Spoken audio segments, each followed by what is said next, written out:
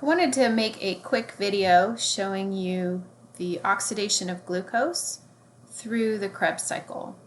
So in glycolysis, which is a 10-step enzymatic process, we are going from a 6-carbon glucose molecule to 2 3-carbon molecules of pyruvate. In that process, we're going to generate 2 ATP and 2 NADHs. Those pyruvate molecules then need to be transferred from the cytosol into the mitochondrial matrix. And there, our 3-carbon molecule is going to get further oxidized until it becomes acetyl-CoA, which is a 2-carbon molecule. So we're going from a 3-carbon molecule to a 2-carbon molecule, and thus we will be releasing a CO2 into the environment. And that's true for each pyruvate, so we'll have a net production of 2 CO2 that are exhaled. We also will be generating 2 NADHs in this process. The acetyl-CoA is going to get modified slightly, and then we'll enter into what we refer to as the citric acid cycle, also known as Krebs cycle. So the 2 carbons from acetyl-CoA are able to bind with the 4-carbon molecule of oxaloacetate to make citric acid, also referred to as citrate. And sometimes this cycle is known as the Krebs cycle, so all of those are the same thing.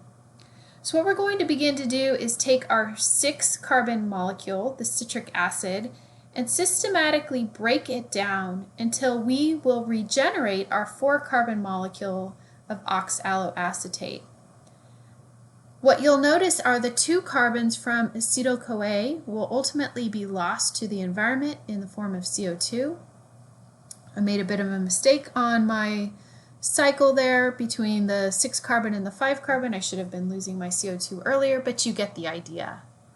The net result is that for each acetyl-CoA, remember we've got 2 of them, but for each one we're going to be generating 2 CO2s, 3 NADHs, 1 FADH2, and 1 ATP.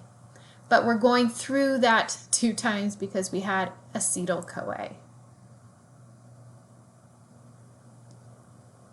So again, each of those acetyl-CoAs is going to make 3 NADHs, 1 FADH2, 1 ATP, and our CO2s are lost and exhaled to the environment.